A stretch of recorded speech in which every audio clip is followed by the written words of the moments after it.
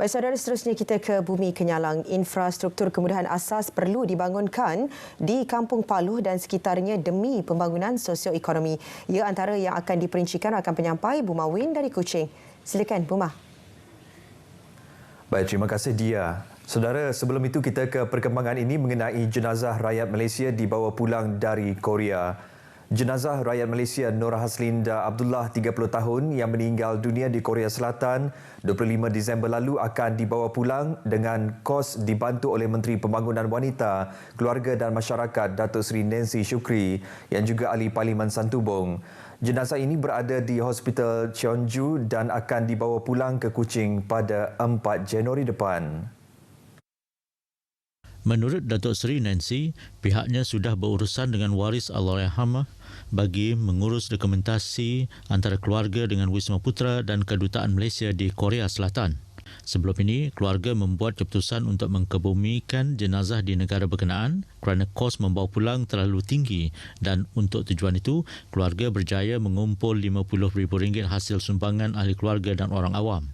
Pejabat Parlimen Santubong pula sudah menyampaikan sumbangan pendahuluan sebanyak RM31,082 kepada Wisma Putra bagi mempercepat proses pembayaran kos hospital, pengurusan jenazah dan pengkebumian. Jika lewat, kos proses berkenaan akan meningkat setiap hari. Sementara itu, abang kepada Allahyarhamah Nur Haslinda, Abdul Hafiz berkata, adiknya yang berasal dari kampung sejingkat Kuching pergi ke Korea Selatan untuk bekerja di sebuah kilang September lalu. Pada pagi Isnin, adiknya menghubungi memaklumkan tidak sihat dan meminta dibelikan tiket untuk pulang ke Malaysia. Pada sebelah petang, rakan adiknya memberitahu Nur Haslinda kritikal dan sedang menerima rawatan di hospital dan pada 7 malam hari yang sama, dia dimaklumkan pihak hospital mahu memindahkan adiknya ke hospital lain. Manakala pada 8 malam, beliau menerima panggilan daripada kedutaan memaklumkan adiknya telah meninggal dunia dalam perjalanan ke hospital. 4 infrastruktur asas iaitu jalan perhubungan, bekalan air, elektrik dan telekomunikasi merupakan asas utama yang perlu dibangunkan di samping penyediaan kemudahan lain. Ahli Parlimen Tanjung Manis, Insinyur Yusof Abdul Wahab, terus berusaha memastikan Kampung Paloh dan sekitarnya memiliki 4 kemudahan asas ini disediakan sepenuhnya. Menurut Insinyur Yusof, sekiranya semua infrastruktur utama ini telah disediakan, maka proses pembangunan sosioekonomi dapat dilaksanakan dengan jayanya dalam usaha meningkatkan ekonomi rakyat luar bandar. Tanpa jalan perhubungan keluar, susah bagi rakyat untuk membawa keluar hasil mereka dan meningkatkan pendapatan masing-masing. Beliau berkata demikian semasa program Hari Paloh bersama pemimpin di Dewan Masyarakat Paloh. Selain itu, Insinyur Yusof juga menyeru penduduk agar mengekalkan tanah-tanah yang ada agar dapat digunakan pakai oleh generasi seterusnya. Tambahnya, pembangunan infrastruktur asas ini juga akan dapat mengekang penghijrahan belia keluar dari kampung yang pergi untuk mencari pendapatan di tempat berbeza melalui pelan pembangunan yang telah dirancang untuk para belia mengusahakan tanah-tanah yang ada. Dalam pada itu, beliau turut merasmikan program Hari Paloh yang telah diadakan selama 2 hari dan berakhir semalam. Pelbagai aktiviti diadakan seperti sukan neka rakyat, futsal, pertandingan memancing serta majlis jasa mudik kenang bagi mereka yang telah menabur bakti di Kampung Paloh.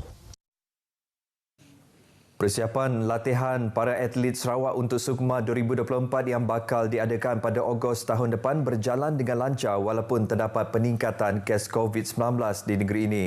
Ketua Unit Hal Ehwal Korporat dan Pemasaran Perbadanan Sukan Sarawak, Ahmad Jumri Kasim berkata pihaknya sentiasa memastikan prosedur operasi standard SOP pencegahan penularan virus tersebut sentiasa dititikberatkan dalam setiap latihan. Jumri juga tidak menafikan terdapat atlet yang telah dijangkiti virus berkenaan namun tidak melibatkan gejala yang teruk sambil menambah keadaan mereka sentiasa dipantau rapi oleh jurulatih. Dan untuk mencapai peringkat untuk menjadi runaway winner for SUKMA Sarawak 2024 dan jagalah kesihatan masing-masing dan persiapan untuk kita akan terus melancarkan lagi peluang kita untuk peringkat emas SUKMA. Beliau berkata demikian selepas bertemu bual Sarawak FM secara langsung dalam segmen Konti Sukan RTM di Kuching baru-baru ini.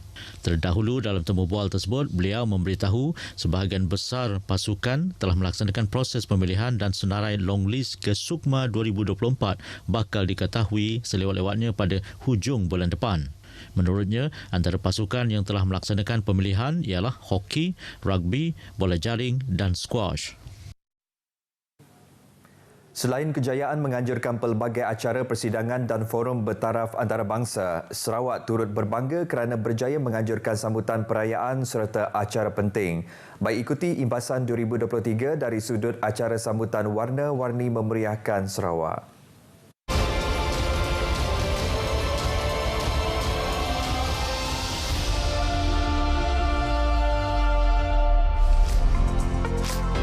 Antaranya, Majlis Makan Malam bersempena perayaan Gawai Dayak peringkat negeri Sarawak di Pusat Konvensyen Borneo Kuching pada 7 Jun.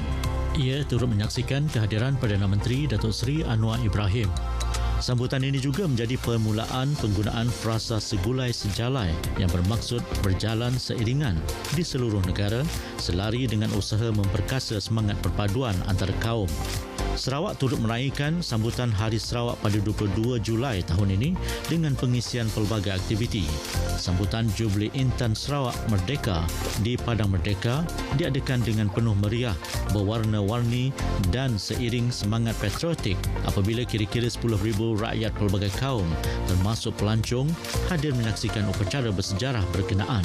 Selepas itu, bertemakan Malaysia Medani, tekad perpaduan penuhi harapan, sambutan Hari Malaysia diraihkan untuk kali ke-60 selepas pembentukan sebuah negara hasil gabungan Tanah Melayu, Sarawak dan Sabah pada 16 September 1963. Mengakhiri tahun 2023, diadakan perarakan Hari Krismas Bandaraya Miri ke-14 pada 3 Disember di Dataran Kipas Miri yang disertai kira-kira 40,000 penganut Kristian daripada 14 gereja daripada pelbagai denominasi.